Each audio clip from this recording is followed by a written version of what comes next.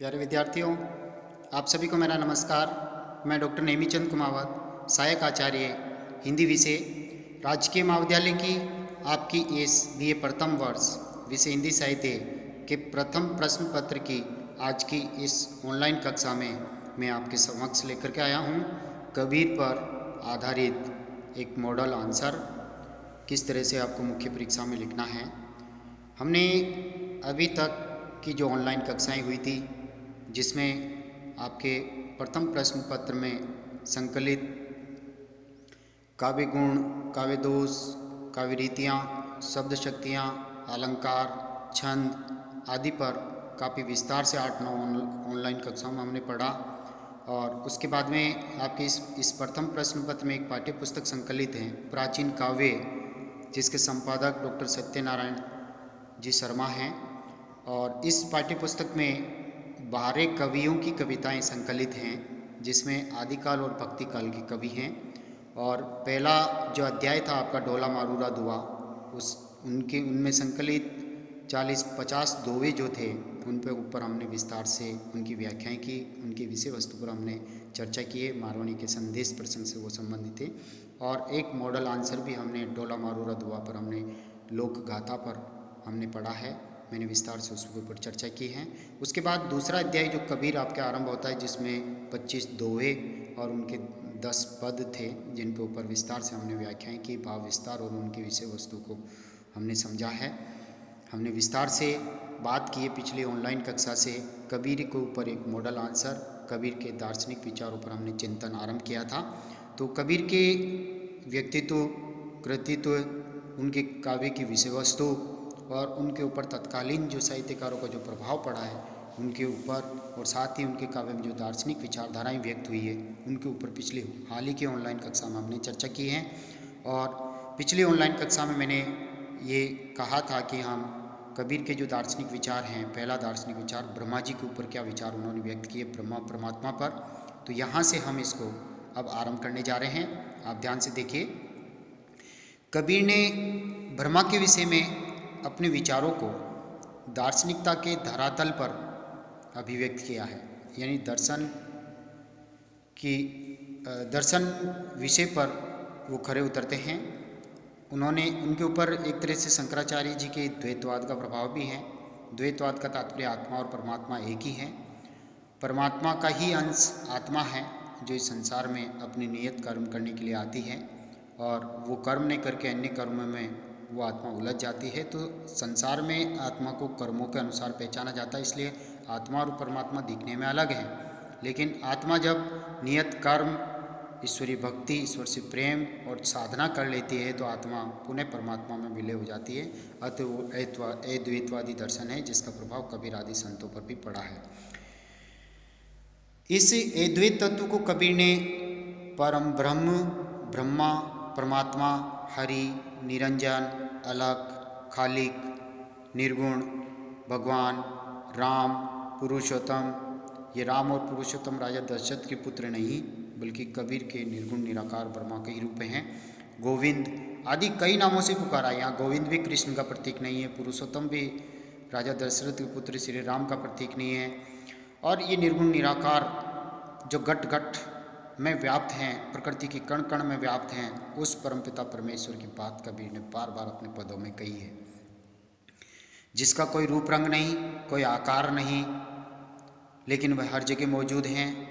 जिस तरह से पुष्प के अंदर सुगंध निवास करती हैं, व्याप्त रहती हैं, उसी तरह से परमात्मा इस सृष्टि के कण कण में व्याप्त है। लेकिन उनके दर्शन करने का नज़रिया सबका अलग अलग है। सभी माया मोह में उलझे रहते हैं, इसलिए परमात्मा के दर्शन नहीं कर पाते। गुरु से ज्ञान अर्जित करके और इन माया मोह से मुक्त होकर के मन को वशीभूत करके पवित्र मन और साधना से परमात्मा के दर्शन या उनकी साधना करते हुए उनसे साक्षात्कार किया जा सकता है। ये कबीर के विचार हैं। देखिए, उन्होंने एक पद लिखा है, जहाँ के मुख माथा नहीं, यानी उस निर्गुण निराकार परमात्मा के न मुख हैं, न कोई मस्तिष्क हैं, न ही रूप कुरूप, दिखने में वो सुंदर है, न कुरूप है, बद्धा है, यानी उनका रूप ही नहीं है। वो निराकार है, लेकिन हर जगह वो व्याप्त हैं। पूप बास्ते पात्रा, यानी पुष्पों में रहने वाली सुगंध से भी वो बहुत पतले हैं। ऐसा तत्व अनूप, और ऐसा ये परमात्मा के संबंध में जो इनके तत्व हैं, तत्व के रूप संबंधी ज्ञान है, दार्शनिक मत, ये अनुपम है। कबीर का परब्रह्म अपूर्व तेज स्वरूप हैं। सूर्य चंद्रमा के बिना भी वह अत्यंत प्रकाश युक्त रहता है। यानी सूर्य और चंद्रमा भी परमात्मा के ही अंश हैं। आकाश, वायु, अग्नि, जल, ये पंच तत्व जो हैं वो भी परमात्मा के ही अंश हैं। सारी सृष्टि परमात्मा के द्वारा सृजित हैं। उनके तेज का वर्णन करना असंभव है, वह तो मात्र अनुभव गम्य है। जैसे उन्होंने लिखा भी है, पार ब्रह्मा के तेज का कैसा है अनुमान, यानी पर ब्रह्म जो है परमात्मा है, उनके तेज का, उनके ओजस्वी स्वरूप का जो अनुभव होता है, जो ज्ञान होता है, जो एहसास होता है, वो एक संत, एक सच्चे साधु को, एक पंडित को हो सकता है, जिन्होंने जीवन में सच्ची साधना की है, मन को वश में रखते हुए, पवित्र करते हुए साधना की है। कहीं को शोभा नहीं देखे ही परवान, और कोई विरला व्यक्ति ही उनके दर्शन कर सकता है, जिसने जीवन पर साधना की है, ईश्वरी भक्ति में जिसने अपने आप को लीन रखा और माया मोह से मुक्त रहा है, वही व्यक्ति उनकी शोभा का वर्णन तो नहीं कर सकता, लेकिन उनको अनुभूत जरूर कर सकता है। प्रत्येक मनुष्य के घट घट में आत्मा के रूप में परमात्मा निवास करता है। इसलिए कबीर ने यह भी लिखा है, पूजा करूँ ने निमाज गुजारूँ, एक निराकार हृदय नमस्कार। कबीरदास जी कहते हैं कि न तो मैंने उसकी कभी पूजा की, न नमाज आदि के बारे में उनको याद किया, बस उस अलग निरंजन, उस निराकार का हृदय में मैंने नमस्कार किया है। के कबीर सब ब्रह्म भागा, एक निरंजन सु मन लागा। यानी जब इन सांसारिक माया मोह के जो ब्रह्म थे, वो परमात्मा की प्राप्ति हेतु जो ज्ञान अर्जित किया, उससे सांसारिक ब्रह्म भाग गया है। जब कबीर का मन जो है ईश्वरी भक्ति में लीन हो गया, ईश्वर से प्रेम करने लगा, तो सांसारिक ब्रह्म उनके स्वतः ही दूर हो गए। कबीर का ब्रह्म विषयक मत जो है वो श्री शंकराचार्य जी के अद्वैतवाद के मत के बिल्कुल निकट हैं। उनका गहरा प्रभाव हम उनके ऊपर देख सकते हैं। जैसे उन्होंने लिखा है, पानी ही ते हिम भया, हिम वे गया बिलाए। यानी जो पानी है उसी से ही तो बर्फ बनता है। यानी जो आत्मा है वो परमात्मा का ही तो अंश है, परमात्मा से ही आत्मा बनी। जिस तरह से पानी से बर्फ बना, हिम वे गया बिलाए, और बर्फ पुनः पिघल करके पानी में मिल जाता, उसी तरह से आत्मा भी नियत साधना के उपरांत परमात्मा में विलय हो जाती है। जो कुछ था सोई भया, जो पहले था वो वैसा ही हो गया। आत्मा परमात्मा से अलग हुई और पुनः नियत समय उपरांत वो परमात्मा में विलय हो गई। जो कुछ था सोई भया, अब कछु काने जाए। और अब उसके बारे में कुछ भी नहीं कह सकते कि आत्मा और परमात्मा अलग है या एक हैं। अतः वो अद्वैतवाद दर्शन के बिल्कुल निकट हैं, जिन्होंने आत्मा और परमात्मा को एक ही माना, एक दूसरे का अभिन्न अंग माना है। आत्मा अपने कर्मों के द्वारा ही अलग से पहचानी जाती है। कबीर के अनुसार वे ईश्वर या परम तत्व समस्त सृष्टि के कण कण में व्याप्त हैं। वे हर मनुष्य के हृदय में व्याप्त हैं। प्रत्येक प्राणी में ईश्वर समाया हुआ है। प्रकृति के जड़ और चेतन सब में ईश्वर का निवास है, किंतु अज्ञानवश दुनिया जो है उनका अनुभव नहीं कर सकती, उनके दर्शन नहीं कर पाती है। जैसे कबीरदास जी ने लिखा है, तेरा साईं तुझ में जो पुहुपन में बास। अर्थात हे मनुष्य, तेरा साईं, तेरा ईश्वर तेरी आत्मा में निवास है। यानी तेरे हृदय में परमात्मा का निवास है। जो पुहुपन में बास, यानी जिस प्रकार पुष्प के अंदर सुगंध विद्यमान रहती है, उसी तरह से परमात्मा निर्गुण निराकार रूप में तेरे हृदय में, तेरे घट में विद्यमान है। कस्तूरी का मिरग जो फिर ढूंढे घास। यानी कस्तूरी का मृग, यानी कहने का तात्पर्य मृग की नाभि में कस्तूरी का निवास होता है, वहीं से सुगंध आती रहती है। और उस सुगंध के लिए अज्ञानवश वह मृग उसको घास पात में, जंगल के वन में वह भटकता हुआ उसको ढूंढता है, और नहीं मिलने पर वह उदास हो जाता है। उसी तरह से परमात्मा तो मनुष्य के हृदय में निवास करती है। यानी परमात्मा मनुष्य के हृदय में निवास करते हैं, लेकिन मनुष्य अज्ञानवश उसको तीर्थ स्थानों में, मंदिर, मस्जिद, काबे, कैलाश आदि में उसको ढूंढता फिरता है, भटकता फिरता है। अंततः परमात्मा के दर्शन उसको नहीं होते, तो वो चिंतित और हताश निराश हो जाता है। ऐसे गट राम हैं दुनिया देखे नहीं। इसलिए कबीरदास जी ने लिखा है कि प्रत्येक मनुष्य के हृदय में परमात्मा का निवास है, लेकिन मनुष्य उसके दर्शन नहीं कर पाता है। डॉक्टर हजारी प्रसाद द्विवेदी जी ने भी कबीरदास जी के संदर्भ में लिखा है, इसी निर्गुणातीत द्वैताद्वैतवाद विलक्षण भावाभाव निर्वियुक्त अलख अगम्य प्रेम के पारावार यानी सागर भगवान को कबीरदास जी ने निर्गुण राम कहकर संबोधित किया है। अतः कबीर का ब्रह्मा इंद्रियातीत है, इंद्रियों से परे हैं, इंद्रियों से उसका दर्शन नहीं किया जा सकता। अगम्य है, वो चलते नहीं हैं, न दिखाई देते हैं, न मुख माता है, कोई रूप रंग भी नहीं है। अगोचर हैं, आँखों से दिखाई नहीं देते, केवल हृदय चक्षुओं से उनके दर्शन किए जा सकते हैं और कोई विरला प्राणी ही उनकी साधना में लीन होकर के उनके साक्षात दर्शन की ओर अग्रसर हो पाता है।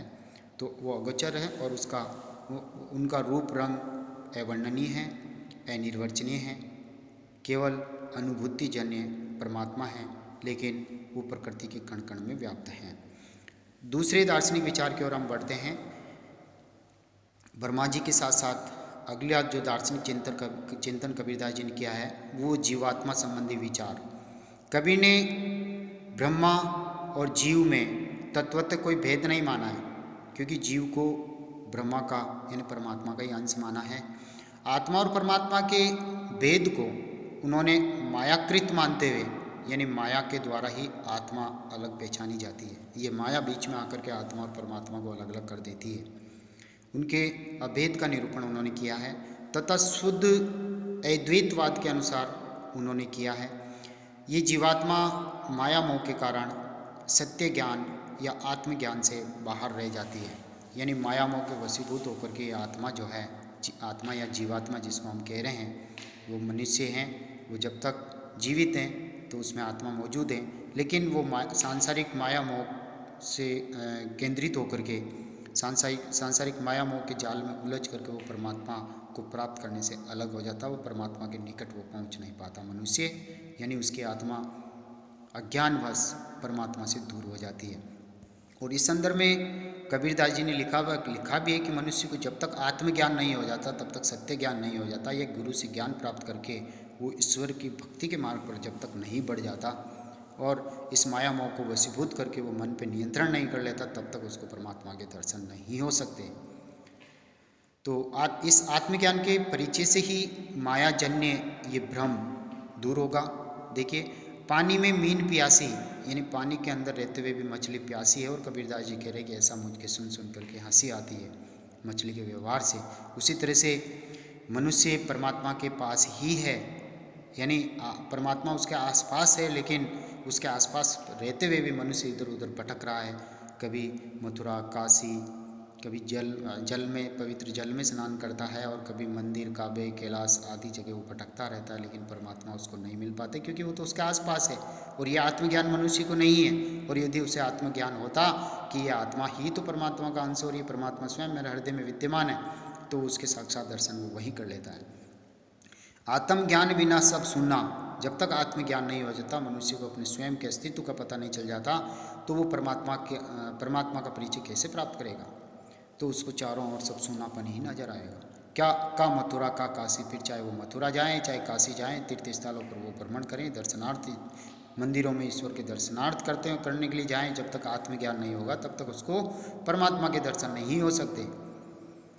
आगे लिखते हैं, कहत कबीर सुनो भाई साधो, सहज मिले अविनाशी, यानी अविनाशी जिसका कभी विनाश नहीं हो सकता, वो अजर अमर रहने वाला अगोचर परमात्मा, वो सहज ही मनुष्य को मिल सकते हैं यदि उसे आत्मज्ञान हो जाए।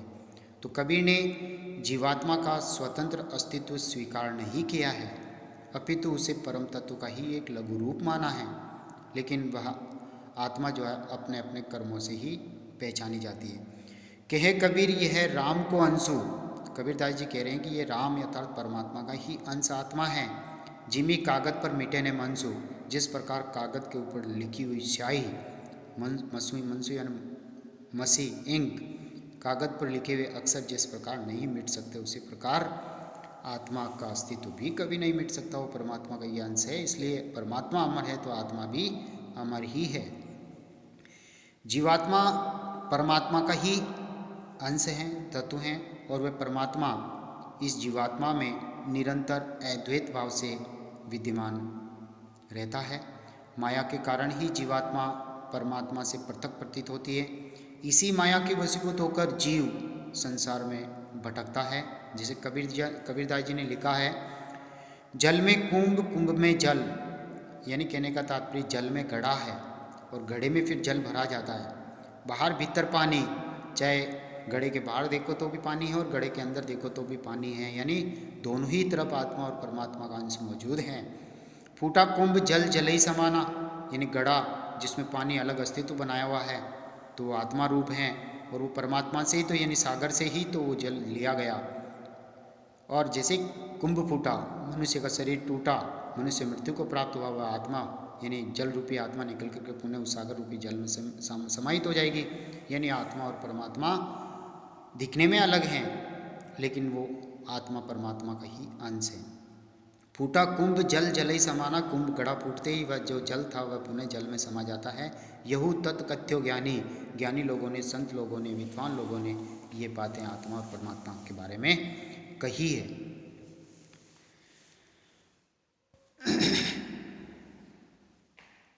मन रे तन कागज का पुतला, कबीरदास जी ने यह भी कहा है कि मनुष्य का जो ये शरीर है वो कागज का ही एक पुतला है। लागे बूंद विंसी जाए, छिन्न में गर्व क्यों करे इतना।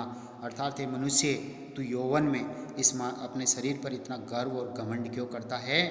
ये तो एक कागज के पुतले की तरह तुम्हारा शरीर है, ये एक दिन इसके ऊपर एक बूंद पड़ते ही कागज जिस तरह से लुगदी लुगदी हो जाता है, उसी तरह से तेरा शरीर भी एक दिन विनाश को प्राप्त हो जाएगा। तो इसके ऊपर इतना घमंड क्यों कर रहा है। यह आत्मा जो तेरे हृदय में विद्यमान है, यह आत्मा एक दिन तेरा साथ छोड़ के चली जाएगी और सब कुछ यहीं रह जाएगा। पर्वत पर्वत में फिरा नैन गंवाए रोए, कबीरदास जी ने आत्मा परमात्मा के लिए लिखा भी है कि पर्वतों पर्वतों पर मैंने परमात्मा की खोज की लेकिन वह रहस्य मुझे कभी प्राप्त नहीं हुआ। सो बूटी पाई नहीं चाहते जीवन होए, वह अमृत बूटी जो मनुष्य को अमर बना दें, ऐसी बूटी मैंने कहीं प्राप्ति नहीं हुई। मैंने हर जगह भ्रमण कर लिया है और परमात्मा मनुष्य के हृदय में विद्यमान है। पानी केरा बुदबुदा ऐसी हमारी जात, यानी पानी में उठने वाले बुलबुलों की तरह मनुष्य के जीवन को बताया है। कबीरदास जी कहते हैं, एक दिन छिप जाएंगे तारे जो प्रभात, यानी प्रातःकाल होते ही जिस तरह से रात्रि में चमकते हुए जो सितारे हैं एक दिन अदृश्य हो, प्रातःकाल होते ही अदृश्य हो जाते हैं, उसी तरह से ये मनुष्य जो अपनी भोग विलास में, अमीरी गरीबी में ये जो भेदभाव करते हुए धन संपत्ति इकट्ठी करके जो अहंकारी बन के अपनी पहचान बनाए हुए हैं, अपने आप को ईश्वर और भगवान मान रहे इस संसार में, वो एक दिन छिप जाएंगे, एक दिन उनकी मृत्यु तय है। तो आत्मा उनका साथ छोड़ करके एक दिन परमात्मा में विलय हो जाएगी।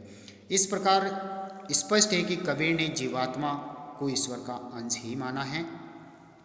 प्यारे विद्यार्थियों, जो कबीरदास जी का जो तीसरा विचार है दार्शनिक चिंतन जगत संबंधी विचार से हम आगे की ऑनलाइन कक्षा को पढ़ेंगे। Thank you.